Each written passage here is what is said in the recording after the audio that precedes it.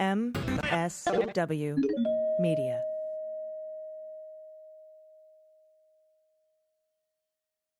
News with swearing. Daily beans, daily beans. Daily beans, daily beans. Hello and welcome to the Daily Beans for Friday, July 29th, 2022. Today, the Department of Justice is prepping to go to court to get executive privilege claims thrown out so they can force people close to Trump to testify to the grand jury about him.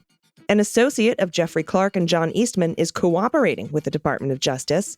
Senate Republicans vote against burn pit benefits for veterans after passing it last month. Pompeo and Mnuchin are in talks about testifying to the January 6th committee as they focus on the 25th Amendment talks after the insurrection.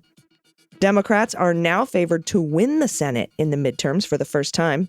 The January 6th committee has a formal path to share evidence with the Department of Justice, and the attack on McMorrow has backfired in spectacular fashion. I'm your host, Allison Gill. Hi, everybody. Welcome. It's Friday. It's just me today. Everybody is out and about doing things, but I wanted to definitely bring you some news. And I'm going to bring you this incredible interview later in the show with the host of the History Is Us podcast. His name is Dr. Eddie Glaude. You do not want to miss that. We do have a ton of news to get to, as well as that interview and some good news at the end. So let's kick it off today. Let's hit the hot notes. Hot notes. All right, first up, Justice Department prosecutors are preparing to fight in court to force former White House officials to testify about then-President Donald Trump's conversations and actions around January 6th. That's according to people briefed on the matter. This is a big deal. This is a very proactive stance that the Department of Justice is taking. At issue are claims of executive privilege that prosecutors expect from the former president in order to shield some information from the federal grand jury as the criminal investigation moves deeper into the ranks of the White House and all the White House officials who directly interacted with Trump. DOJ's preemptive move is the clearest sign yet that federal investigators are homing in on Trump's conduct as he tried to prevent the peaceful transfer, the lawful transfer of power to Joe Biden. An executive privilege court fight would immediately put the Justice Department's investigation into a more aggressive stance than even the Mueller investigation. As we know, it says here, a major years-long criminal probe into Trump-Russia, who was not ultimately charged. Confronting the privilege issue reflects the care with which the Justice Department is taking as it faces the unusual situation of investigating a former president for actions taken while in office. And it could bring about one of the first major court fights over the separation of powers in the January 6th criminal investigation. Trump's attempt to maintain secrecy came up most recently in the federal grand jury testimony of Mark Short and Greg Jacob. Before their recent grand jury testimony, prosecutors, along with lawyers for Short and Jacob, outlined some questions they would avoid in order to steer clear of potential privilege issues, with the expectation they could return to those questions at a later date. This was the plan. Neither would answer questions about direct interactions with Trump when they testified in the criminal investigation in recent weeks. Short, Pence's former chief of staff, and Jacob, his former chief counsel, both were present in that Oval Office meeting January 4th, where Trump pressured Pence to go along with a plan presented by attorney John Eastman to block the certification of the election results. Despite the privilege issues, the witnesses spent hours answering questions to the grand jury about the pressure campaign on Pence, which Trump was part of, while avoiding direct questions about the former president, according to people briefed on the matter. The questions prosecutors asked indicated that investigators are zeroing in on the role of Trump and others such as Eastman, and Trump lawyer, of course, Rudy Giuliani, and others in the broader scheme to block the certification of the results and organize a set of fake electors who would keep Trump in office despite him losing the election, and the fact that he knew he lost the election. So basically, what this means is DOJ is prepping their legal arguments to go to court to toss out executive privilege claims so people close to Trump can come back or come in and testify about his crimes, what he did and what he said. So for those arguing semantics about whether Donald is under investigation or not, whether there's a file with Trump's name on it, there's no denying this effort. I mean, unless you think that they want to get answers about Trump so they can charge just Eastman. So, interesting. And Another big piece of news out of the Department of Justice today. I told you this would be coming fast and furious. Ken Klukowski. He's that former DOJ official who was a direct report to Jeffrey Clark, the environmental lawyer who was told to go back to his office and call them when there was an oil spill. He also, Klukowski, has ties to John Eastman. Well, this guy is fully cooperating with the Department of Justice investigation, not the 1-6 committee. The Department of Justice, he is cooperating with the 1-6 committee, but cooperating with the Department of Justice. And we've learned that the DOJ executed a search warrant on his electronic materials a couple of weeks ago. A cooperator. We have not an official, cooperation agreement signed, but he's cooperating. So him and Cassidy Hutchinson, Mark Short, Greg Jacob, just got to get that privilege bullshit thrown out. And by the way, the Justice Department is super likely, like 98% likely to win that challenge in court. It's just up to them to expedite it. We don't want this languishing in court for a year, which has been known to happen. Also, the House Select Committee investigating the January 6th attack is working to secure testimony from a growing number of officials in former Trump's cabinet. And that's according to sources familiar. Trump's former Treasury Secretary, Steve, that's Mnuchin, who reportedly discussed the possibility of invoking the 25th Amendment as a vehicle to remove Trump from office, along with then Secretary of State Mike Pompeo, who recently sat with the committee investigators for a transcribed interview. ABC News previously reported Pompeo is expected to speak with the committee in the coming days, though his interview is not officially scheduled. Among the officials actively negotiating with the committee are the former Director of National Intelligence, Ratcliffe, and the former Acting Secretary for the Department of Homeland Security, Chad Wolf. That's according to sources familiar. Wolf would also be able to speak to Trump's desire to order the federal government to seize voting machines. Remember, he wanted the DOJ to do it. They wouldn't do it. He wanted the Department of Homeland Security to do it. They wouldn't do it. He wanted U.S. Marshals to do it. They wouldn't do it. He wanted the Department of Defense to do it. They wouldn't do it. Milley even said, we're not getting involved in elections. We're the military. Now, this engagement shows that even after the committee's round of dramatic public hearings, which ended last week, it continues to pursue additional evidence about what the administration's most senior officials knew about Trump's actions surrounding January 6th. Committee investigators are not only focused on the discussions surrounding the 25th Amendment that occurred within the cabinet, but also cabinet members' concern after the attack on the Capitol about Trump's decision-making, including his potential conversations with world leaders. Cassidy Hutchinson, as we know, testified that Ratcliffe, quote, didn't want much to do with the post-election period and felt there could be dangerous repercussions in terms of precedent set for elections for our democracy for the 6th. He was hoping that we would concede. The committee has also expressed interest in speaking with other senior Trump officials like Robert O'Brien, the former national security advisor. Another area of focus are cabinet officials who resigned in the wake of January 6th. We know Elaine Chao, transportation secretary, resigned, as well as former education secretary Betsy DeVos. They will potentially join a growing list of officials who've already cooperated with the committee, including former acting attorney general Jeff Rosen, former defense secretary Chris Miller, former labor secretary Eugene Scalia, and former attorney general Bill Barr also sat with the committee, as we know. Former White House counsel Patsy Baloney testified that Scalia wanted to convene a cabinet meeting on January 7th, 2021. Scalia told the committee he requested the meeting that morning because I thought that trying to work with the administration to steady up the ship was likely to have greater value than simply resigning. In an audio clip released by the panel earlier this week, then acting Defense Secretary Chris Miller told investigators there was no order from Trump to have 10,000 National Guard troops ready for deployment ahead of January 6th or on it. Miller was responding to a Mark Meadows interview with Fox News from February 2021, where he claimed that it was a given that Miller had told thousands of troops to be at the ready. And not only that, Miller and Kash Patel told Fox News, told Hannity, yeah, man, I testified under oath to the January 6th committee that Trump totally ordered those troops. That's not what he testified to. And the January 6th Select Committee has formalized a path to share witness transcripts and evidence with the Department of Justice. And that is according to the chair of that committee, Benny Thompson. Quote, we put a template together for sharing information, sharing it with justice. My understanding is there's a general agreement on it. Agreement on the evidence sharing would mark a significant milestone as the DOJ inquiry into efforts by Trump and others to overturn the election enters a more public-facing phase. Federal investigators have sought to access the Congressional Committee's 1,000-plus witness interview transcripts since April, but the Select Panel has resisted as its probe continued to generate extraordinary new evidence and new witness testimony. Now, though, as DOJ delves even more deeply into the former president's inner circle and the Select Committee's most significant round of public hearings has concluded, there appears to be a greater urgency for prosecutors to obtain evidence the Select Committee has gathered. And again, it's not because the DOJ doesn't feel like doing the job.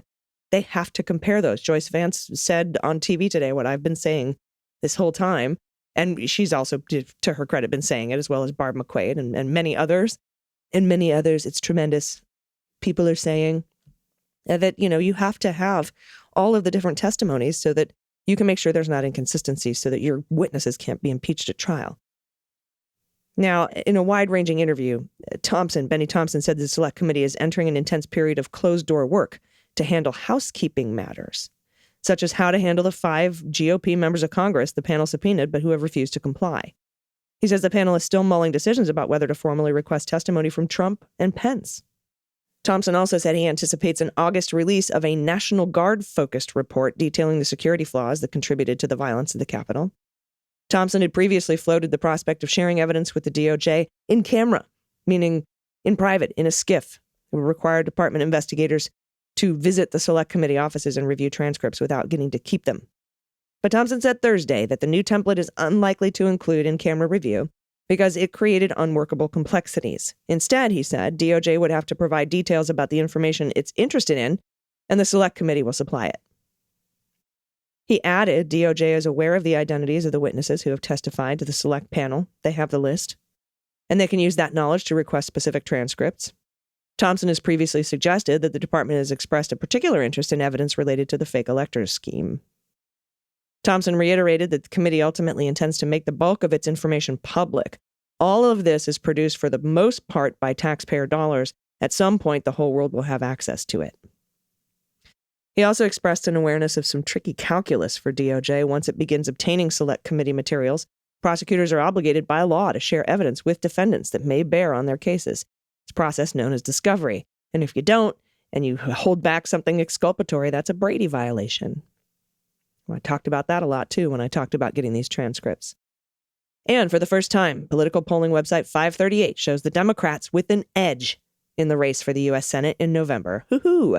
The website late on Tuesday showed the Democrats had a 52% chance of keeping the Senate majority, while the Republicans had a 48% chance. There has been consensus for a long time Republicans would win back the Senate this fall, buoyed by high inflation and economic downturn under Democrat Biden's presidency, but also really buoyed by history. That's just how it goes. It's the economy, and the incumbent usually loses seats. 538 believes the Republicans have selected some weak candidates in some key races, meaning they're less likely to take the upper chamber than previously predicted. That's the influence of Trump. The website's Senate forecast has changed since it began polling in early June. Back then, the Democrats were only predicted to have a 40% chance to keep the Senate, and Republicans had a 60% chance of taking it. Since then, the Democrats have grown in popularity, and now, for the first time, have overtaken the Republicans and are on course to keep and hold the Senate. Senate elections will be held November 8th, with 35 of the Senate seats being contested in regular elections, and the winners will serve 6-year terms from January 3rd, 2023. And of the 35 seats, 21 are Republican-held and 14 are Democratic-held. The Democrats currently have a wafer-thin majority in the Senate. They only have, 48 seats, 2 independents, and a tie-breaking vote from Kamala Harris, vice president. Republicans have 50 seats. 538 believes several states will change party control in November, including Republican-controlled Pennsylvania, where it predicts Democratic Senate candidate John Fetterman will win around 49.1% of the vote against Oz, who should get about 47.8%. That's their prediction. It should be a much bigger margin than that. The race for Republican-held North Carolina is likely to be close, with Ted Budd, Republican, forecasted getting 50.2% against Democrat Sherry Beasley's 46.1%. Warnock in Georgia is predicted to be a knife-edge vote. The incumbent is forecasted to lose, with 49% of the vote against Republican candidate Herschel Walker, who's predicted to get 49.6%. I thought when they said that they're putting up bad candidates for Republicans, I thought for sure they meant Herschel Walker, but they're predicting he wins. Democratic-controlled Arizona is expected to be close, with incumbent Democratic Senator Mark Kelly should be winning with 49.8% against Republican Blake Masters, who should get 47.5%. These are all razor thin. They shouldn't be. And Senate Republicans on Wednesday, here's one of the reasons they shouldn't be. They blocked a bill to help veterans exposed to toxic burn pits get health care. That initially sailed through the Senate with 84 votes. And this angered Democrats and veterans groups and me and Jon Stewart, who is a leading proponent to aid the community. Senator Jon Tester, chairman of the Senate Veterans Affairs Committee, was particularly incensed. Tester, House Speaker Pelosi, other lawmakers, and Stewart on Thursday joined veterans outside the Capitol who originally came to Washington to see the bill pass. They were all out front to assail the Republicans. Democrats accused them of voting against the bill in retaliation for a deal announced earlier by Chuck Schumer and Mnuchin that will allow Democrats to move ahead on an economic, healthcare, and climate package without Republican votes. That's budget reconciliation. A version of the legislation was approved by the Senate. We're talking about the burn pit bill. Again, it won 84-14 in June. It was back in the Senate on Wednesday because the House made modest changes before passing it 342-88 about 2 weeks ago. Question now is, can the bill make it to Biden's desk? And if it does, when? After the news conference Thursday, veterans advocates and families moved quickly, showing up at the offices of each Republican who voted to block the legislation and demanding meetings with the senators and their staffs. Tom Porter, executive vice president for government relations at IAVA, predicted that despite the GOP's concern about cost, the senators will bow to the political reality that nobody is going to slap you around for spending money on sick veterans. Quote, "We're going to win this, but it just isn't going to be as pretty as we had hoped." That's what he said. Late Thursday, Schumer said the Senate would try again on Monday to advance the bill. And now, time for a little Schadenfreude. The numbers are in, and it's official. The attack on Democratic Michigan State Senator Mallory McMorrow backfired. The Michigan Republican state senator, who falsely described McMorrow as a groomer in an April fundraising email, raised less than $300 in the days following the solicitation, according to campaign finance filings. McMorrow, on the other hand, raised more than $1 million. $300 to $1 million. In the fundraising email, Michigan State Senator Lana Thies of Brighton said colleagues like McMorrow were outraged that they couldn't groom and sexualize kindergartners. That charge prompted McMorrow to make her spirited speech in the Senate in her own defense, a speech that went viral and made her a political celebrity on the left. Thies didn't see an influx of small-dollar donations from the solicitation. Her take from individual donors was just $235. But McMorrow used the response to her speech to build a database of 11,000 donors from all 50 states. All right, everybody. We'll be right back with Dr. Eddie Glaude to talk about his new podcast, History is Us. You don't want to miss it. Stick around. After these messages, we'll be right back. Hey, everybody. It's AG. As you know, I used to have a lot of trouble falling asleep and staying asleep. I wake up sore and groggy and cranky. But then Helix Sleep came to my rescue, and all my sleeping woes have been solved. See, Helix has an online sleep quiz that takes just 2 minutes to complete, and it matches your body type and sleep preferences to the perfect mattress for you. Why would you buy a mattress made for someone else? With Helix, you're getting a mattress that you know will be perfect for the way you sleep. Everyone is unique. Helix knows that. So they have several different mattress models to choose from. They have soft, medium, firm mattresses that cool you down if you sleep hot. They even have a Helix Plus mattress for plus-size sleepers. When I took the Helix quiz, I was matched with the Helix Midnight because I prefer a medium firm mattress and I sleep on my side. So head to helixsleep.com/dailybeans, take their 2-minute sleep quiz, order your customized mattress, and start having the best sleep of your life. There's free shipping, a 10-year warranty, and Helix even has financing options available, so a good night's sleep is never far away. Helix was awarded #1 Best Overall Mattress Pick of 2020 by both GQ and Wired magazines, and Helix has been recommended by multiple leading chiropractors for improving your sleep. Helix is offering up to $200 off all mattress orders right now and 2 free pillows for listeners at helixsleep.com/dailybeans. That's Helix Sleep, HELIX sleep.com/dailybeans. Everybody, welcome back. Joining me today is the chair of the Department of African American Studies at Princeton University, New York Times bestselling author and host of the new 6-part podcast series, History is Us. Please welcome Dr. Eddie Glaude. Sir, thank you for speaking with me today. It is my pleasure. And I love that us is capitalized because I could feel like I can take that history is US, history is us. So I noticed what you did. I see what you did there. Thank you. I want to ask you, this is such an important series for people to listen to. What prompted you to create this 6-part series? To be honest, first of all, it's such a delight to be in conversation with you and on your podcast. You do such important work and have such great conversation. So it's just an honor and a delight. No, thank you. It was really hearing Senator Ted Cruz right after the January 6th insurrection invoke, the presidential election of 1876, and actually invoking the Compromise of 1877, which signaled the end of radical Reconstruction, which was the context for the passage of the Electoral Count Act, right? But to invoke that framework, right, or to invoke that historical moment as a framework for the so-called controversy around the 2020 election, I was like, history is haunting us here. And, to juxtapose that invocation with the presence of the Confederate flag in the People's House, what was underneath the Stop the Steal chant, that, it was Atlanta, it was Philadelphia, it was Detroit, it was Milwaukee, right? That it was particular voters whose votes didn't matter or shouldn't be counted. And so I'd always felt that we were in a moment that echoed the collapse of Reconstruction, a moment in which we were turning our backs in real time on the possibility of the country being a truly multiracial democracy. And so I wanted to tell a story about how history informs Ted Cruz's invocation. And so the series begins with the insurrection, begins with Cruz's invocation, and then takes us back to radical Reconstruction. And then we move forward to arrive back at January 6th again. So yeah, that was the motivation, because, history is, I'm obsessed with it, particularly in a history dodging civilization like our own. And I thought it was important to invoke it as a way of framing the choices in front of us today. Yeah.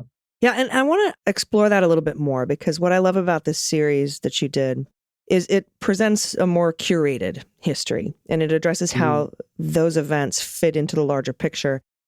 And I want to talk more about some of these through lines that go all the way back to the end. The shutdown of Reconstruction and the loopholes in the Reconstruction amendments that have allowed SCOTUS to exploit these loopholes throughout history and kind of cause this continuous backslide into the idea of white supremacy. That had presented itself in January 6th when, we've seen studies where these are middle-aged white men, mostly for a lot of military and police background and veteran backgrounds, who live in maybe swing cities, not deep rural red places, who fear what, this phenomenon of the Great Replacement, which goes all the way back to the beginning of why they left those loopholes in the Reconstruction amendments in the first place. And so I absolutely love that this is curated history, as opposed to my favorite history teacher in high school, Mr. Peralta. He didn't just say, if you want to do past history, you can memorize dates and events. But what's important is that you understand how those events fit into the rest of what's going on at the time, and how they sort of inform everything that comes after them. So I feel like that was intentional to sort of curate these historical events. I love that verb, curation. I'm a professor, and every syllabus is a curation, right? You kind of curate these encounters. History is more than the dispassionate detailing of facts. History is not just a chronicle, right? History involves plot. It has characters. There's an arc. And for me, history is always relevant to now. There's always a present in search of an account for itself, right? Always a present in need of an account. And so there's a presentist preoccupation. What if I told you the story in this way? Would it help you see this moment differently? Would it present you with different sets of choices if you understood January 6th, if you understood the attack on voting rights, if you understood the attack on Roe v. Wade, on women's rights, on LGBTQ plus communities, if you understood it in light of a series of previous choices. And so the idea is to give us a kind of give the listener a thick historicist sensibility, right? And when I say historicist, I mean we want to contextualize our current moment. We want to pluralize, that is to give us a variety of angles. So that contextualization is really important, really important. And so it is a curation because there's a problem I'm trying to understand. And that problem guides my return to the archive. Because if you just jump into the archive, Alice, if you don't have a question, you're going to get lost because the archive is infinite. There has to be something that guides your eyes. And it's that curatorial effort in the podcast is to say, okay, now what if I get the listener to think about the collapse of radical Reconstruction? If you wrap your mind around it, you have a region in the United States, and we don't want to demonize the South, but let's just talk about it in the context of the Civil War really quickly, that engages in all-out rebellion in defense of slavery. And they leave 600,000 bodies on the battlefield, dead. Those are just the ones who are accounted for. But in 12 years, from the end of the Civil War to the Compromise of 1877, in 12 years, the country betrays those bodies sacrificed. So by 1877, radical Reconstruction is over. The South invited back in. Think about 1896, 31 years. 1896, Plessy versus Ferguson makes segregation a law of the land. By 1912, Woodrow Wilson is elected president of the United States. And between the end of the 19th century and the turn of the 20th century, the South basically controls every major committee in Congress, from Ways and Means to Foreign Relations, right? And so you have to ask yourself, who won the Civil War? And so you'd have to tell that story in order to, for me at least, in order to account for where we currently are in this moment of betrayal. Yeah, and you just reminded me of, I had just read Elie Mystal's book, Allow Me to Retort, where he discusses the law and the Constitution throughout the ages. And he says that this SCOTUS today is closer to the Plessy court than it is to the Loving v. Virginia court. They just have, the Federalist Society just gives them better terms to hide their bigotry. And that contextualization, it bears itself out. You mentioned Roe v. Wade with the concept of privacy, because that disassembles any ruling that has to do with privacy, including Loving. And I find it so important that we contextualize it in that way, because if you just talk about overturning Roe and banning abortion, or abortion, leaving it up to the states, and you don't kind of understand that the entire Constitution will fall apart without the concept of privacy. Everything that it was just sort of assumed, right? Like how does any of this work without the concept of privacy?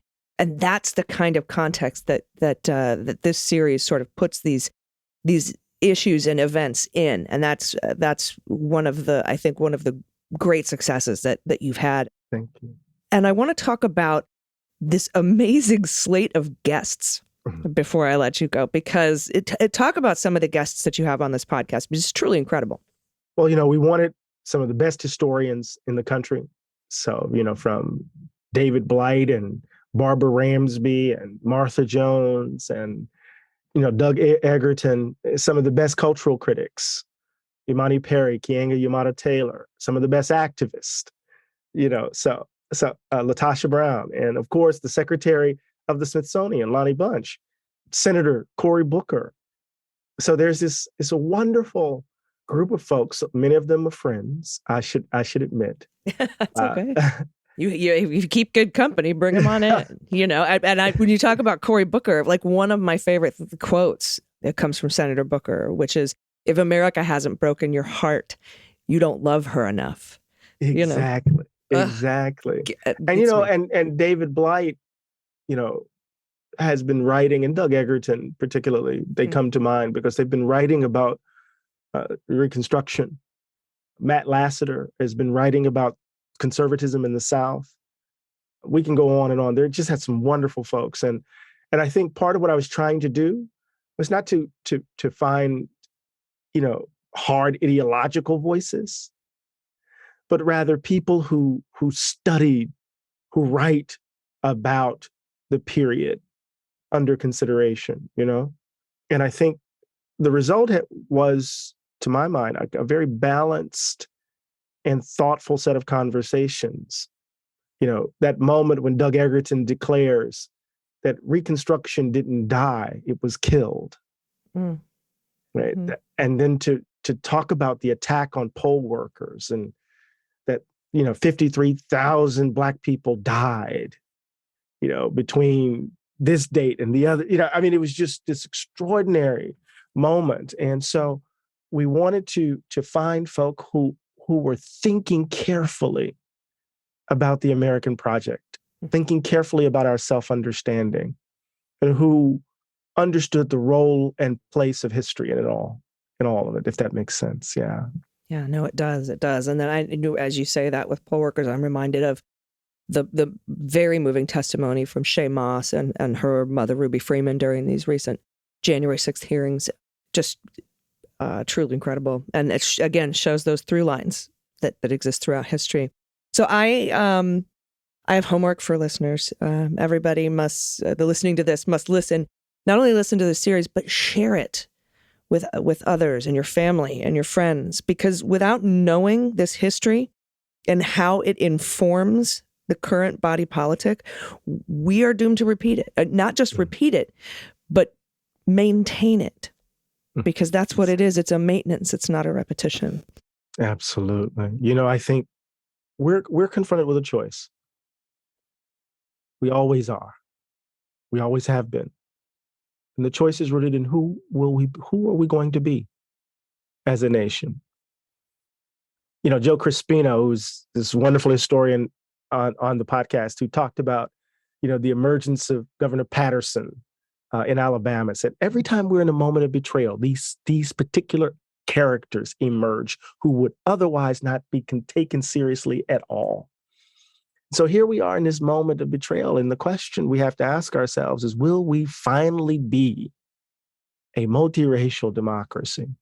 Or will we continue to believe that this country belongs to certain people who must be valued more than others because of the color of their skin? That's the choice before us. And if we're going to make an informed choice, history must be present. Because to paraphrase Mark Twain, as I do throughout the podcast, history might not repeat itself, but it damn sure rhymes. Yeah, so true. So everyone, you can find this series wherever you get your podcasts, the Audacity app as well. And could you let everyone know where they can find and follow you so that they can keep up and keep current with the work that you're doing?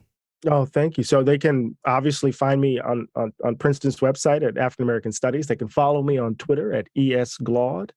Or they can, follow me on Instagram. Same thing. I'm on all social media platforms. And I should say, Allison, that the producers at Audacity, at Cadence 13, and John Meacham, they were just simply amazing. So, we always want to give a shout out to the invisible labor, the people that make your work possible.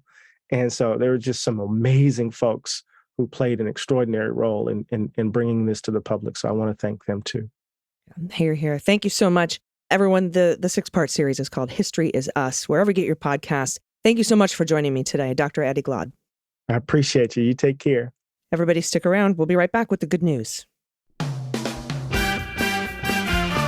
Hey everyone, it's AG from Mueller, She Wrote and the Daily Beans. It's Mariah from How We Win. It's Stephanie Miller from The Stephanie Miller Show. Steve Pearson from the How We Win podcast. Hi, it's Brett Meiselas from the Midas Touch podcast, and we are joining forces to support the How We Win Fund. The midterms are coming, and the best way that we can fight back against the Republicans is to support Democrats in key battleground races. Our democracy is under attack but we don't agonize. We organize. Together we can protect and expand our Democratic majority this November. Join the MSW Media family of podcasts and support the races that need us most by donating to Swing Left's National Impact Fund. It takes the guesswork out of where you'll have the most impact, and 100% of the donations go directly to our most important races. So go to swingleft.org/fundraise/howwewin. Donate what you can, share this with your friends and family. And let's show the GOP that the grassroots persistence is here to stay. This is how we win.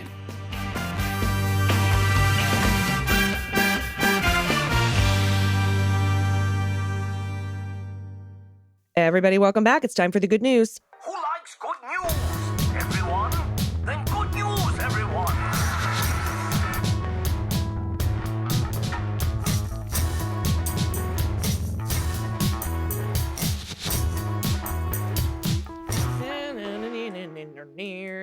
Good news, good news. And if you have any good news, corrections, confessions, misheard song lyrics, Halloween photos of your happy place, pet tax. If you don't have a pet, you can send in a adoptable pet in your area. Things you're crafting. If you have a small business, let us know. Anything, send it to us at dailybeanspod.com. Click on contact. First up from Sarah, pronouns she and her. Good news. I just got tickets to see The Beans, Frangela, How We Win, and Kathy Griffin live in Los Angeles. Extra good news. The ticket is actually a donation to a midterm fund that helps candidates like John Fetterman. I like to think that my donation is being used to help pay for an ad that helps sink the wizard of fraud, Dr. Oz. Please enjoy my photogenic peanut and monster. Oh, look it. Oh, my kitties. Hello, beautiful babies. These are beautiful gray tabbies. And this one looks like got a little orange in it. So beautiful. Thank you. Thank you, thank you, thank you. Next up from Cassie, pronouns she and her. This is a combination shit kids say and misheard song lyrics, courtesy of my youngest, who turns 3 in October. Okay, this is going to be good. In addition to the traditional toddler word mix-ups, botter waddle for water bottle, dumble eggs for scrambled eggs, she has a tendency to add a P to the end of some words, like sure becomes sherp. But recently, during bedtime, she has started singing You Are My Sunshine with me, and her version goes, You make me happy when skies are grape. Bonus kid-related good news. After an excruciating 2.5 years, my toddlers are vaccinated. They handled it like champs, and the weight that is lifted off my shoulders is incredible. I can't imagine Cassie. Attached her a photo of them in the backseat with shameless Starbucks bribes, vanilla steamed milk, and cake pops. And my favorite photo of my eldest, which you might remember from a couple years ago. With all the news recently, I'm starting to think this face is strongly hereditary. Thanks for standing between me and my mental health and the fire hose of news every day. You are my favorite way to stay informed without getting sucked into the black hole that is the daily news. Look at these babies. Look at that hair. That's fantastic hair. Oh, I remember that face. Yes, I certainly do. Yeah, I've been making that face since 1974, my friend. All right, next up from Jackie, pronouns she and her. I want to share some good news with you through the cesspool that is the regular news. 7 years ago, our youngest son was diagnosed with stage 4 neuroblastoma, a very aggressive cancer of the nerve endings with a 50% survival rate beyond 5 years. Our daycare provider took the first picture when his symptoms started, a very clear line of redness and sweating on his face. That was June 9th, and he began a very intense 18-month treatment plan that resulted in kidney and thyroid damage and over 200 days inpatient for treatments and complications. 200 days. The second picture shows his spaceship of IV pumps connecting him through a double lumen port. And he was in the middle of intense chemotherapy for stem cell transplant in order to rid any cancer from his bone marrow. The final picture is of him and me. Today, he turns 10, a birthday we weren't sure we were going to ever see. He's happy, healthy, rising 5th grader whose constant smile just fills anyone who sees it with joy. We are grateful to the teams at Dana-Farber, Jimmy Fund Clinic, and Boston Children's Hospital for saving his life. Thank you for all you do. Oh, yeah, look. Oh. In the hospital. And there he is, 10 years old. High five, little man. That's amazing. Thank you for sending that in. From Josh T., pronouns he and him. Dear AG, just know that my thoughts are with you. Few things hurt like losing a family member. And few things are as precious as our pets. I would share with you one of the first and last pictures I have of my old girl, Kayla, who I raised from a kitten and who passed just last year. They never stop bringing us joy, even after they pass. It was a beautiful cat. Josh, I wasn't sure I was going to talk about it, but patrons of this show will know, if you've been listening for at least 3 years, you will know that one of my pod pets, Boobica, I guess it was a little over 3 years ago, had a giant tumor. And almost overnight, all the patrons and people who listen to the podcast sent in $1 or $2 to help me pay for that excision. That was a little over 3 years ago. And he came home. I mean, he had a giant scar from stem to stern and on his belly, and they had to remove part of his body wall. But they got it all. And I had him for another 3 years. But a couple months ago, he was diagnosed with what turned out to be large cell lymphoma. He had numerous growths in his belly, and his GI lymph nodes were big, too big, swollen. And so he lost a lot of weight and was going downhill pretty fast. I was able to put him on some anti-nausea meds, and he ate for about another week, but then he just stopped. And so yesterday I had Paws of Grace come to my home, and we euthanized him. And he went very peacefully. And his brother, Bruce Willis, was there, and he made biscuits on him, and it was beautiful, but it's also very sad. And so why am I telling you this in the good news? It's because I think it's important for people who've gone through this to know that you're not alone and how much it hurts, right? And also to recommend home euthanasia if you can, if you're able. It's truly a blessing for us, for me and Boobs and Bruce. That's my family. And my friends came over later and we celebrated his little life. And it was truly a very meaningful experience. And so I thank you for sharing this. And anyone out there who's gone through this, I know, I see you. And if you're going through it, I see. I had to change the appointment. I had the appointment for Saturday for tomorrow. But that morning it was time. And so many people said, you'll know when it's time. And I was like, I've never gone through this. So I'm like, is that it? Is that, but I wasn't sure. And so I said, well, if I'm not sure, then I don't know. And then yesterday I knew. He was just wasn't the same cat. Wasn't eating, couldn't get out of bed, wouldn't even walk down his little stairs. So he went peacefully in his favorite spot with me. And he was purring and happy and at peace. So thank you for sending that in. Okay, we need more good news now. From Trey, pronouns he and him, dear AG and DG. I wanted to write in and tell you both how thankful I am to have stumbled across the Daily Beans last year. It has become part of my morning ritual and a potent way of defending against the stresses life brings. The constant barrage of attacks against women, LGBTQ+ people of color, and anyone the far right deems as woke or less valuable has enraged me. Listening to your podcast has really helped me to offset some of those darker emotions. That brings me to my good news. In December of 2020, I met a guy who literally upended my life. At the time, I was living in a very dark place. I had completely written off any possibility of being in a happy relationship. I hated my job. My financial life was a disaster. Little did I know what the future had in store. Last weekend, this guy and I celebrated our official 1-year anniversary in New York. With nearly 8 billion people living on this planet, the two of us somehow managed to stumble across each other. Over the course of the last 19 months, I found a better job, cleaned up my finances, bought a house, and I've had the greatest pleasure of fostering the most loving and honest relationship I've ever been in. I found a partner in crime, someone who compliments me as much as I compliment him. We talk a lot about the future and what it's going to look like, but we aren't naive to the fact that we're going to have to use our voices and fight. I grew up in West Virginia, so I didn't understand the power one vote has until I moved to the purple state I now reside in. Hint, we love cheese. We have a senator who tried to hand-deliver fake electors to the vice president. All right, that's your mansion in Wisconsin. I get it. It can be as simple as helping a friend or a sibling register to vote. But we want to encourage your listeners to keep on spreading the word on why we must vote blue. Our civil liberties are on the line, and that one vote can make all the difference. We'll be right by your side, so please keep fighting the good fight. Thank you for all you do for our democracy, because it doesn't go unnoticed. I'm including some pictures from our anniversary celebration for your enjoyment. Thank you. And you're so right about one vote making all the difference.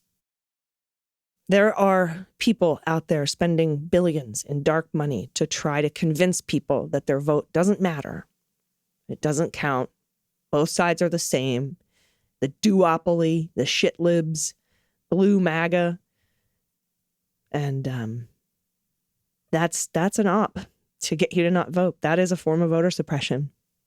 It's disinformation. It's disingenuous. Just like third parties, which I think Andrew Yang is just now putting together, even though they have no platform. Their only platform is to take dark money from foreign interests and the Republicans so that they can siphon votes off of Democrats. They've found a way to make money. It's for the bad guys. They've sold their souls. Don't ever vote third party. Until we have a viable system where third party gets you a parliamentary percentage in Congress or something, it's an op paid for by the Republicans. It blows my mind that people can't see this. At least now. I mean, maybe early on, if you voted for Nader or whatever, it might be like, oh, that was new. But after that Johnson guy who siphoned votes off Hillary enough to flip those 3 states, she lost by 80,000 votes or so. Money pouring in from Russia to third-party candidates and other Democrats running against the leading Democrat to tear down the leading Democrat so that they don't get as many votes. It's all voter suppression. It's the same kind of voter suppression that you would see if somebody was physically trying to beat you up at the poll to keep you from voting. So, but I'm preaching to the choir. Oh, sorry, I'm just a little bit... I'm not on my full game because of my, the big change. I've lost a member of my pack yesterday, so I'm dealing with it. And thank you all so much for your kind words. I've had so many people reach out to do paintings and memorials, and you guys are incredible. Your support's incredible. You all, because of your generous donations, got me 3.5 more years with him that I wouldn't have otherwise had. And I knew I was on bonus time. So I appreciate all your support. And thanks for letting Pete Struck sit in this week. What an incredible co-host. I'm going to try to bribe him to get him to come back next week for a couple of days. But everybody, I hope you have a wonderful weekend. And I have an incredible group, a support group of good friends and good people that I will be seeing this weekend. And so I'll be okay. I don't want you to worry about me. But I do appreciate all of your kind words. I'll be back Monday with the beans. Until then, please take care of yourselves, take care of each other, take care of the planet, take care of your mental health, and vote blue over Q. I've been AG, and them's the beans.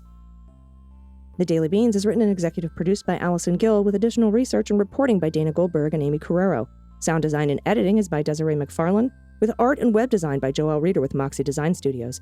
Music for The Daily Beans is written and performed by They Might Be Giants, and the show is a proud member of the MSW Media Network, a collection of creator-owned podcasts dedicated to news, politics, and justice.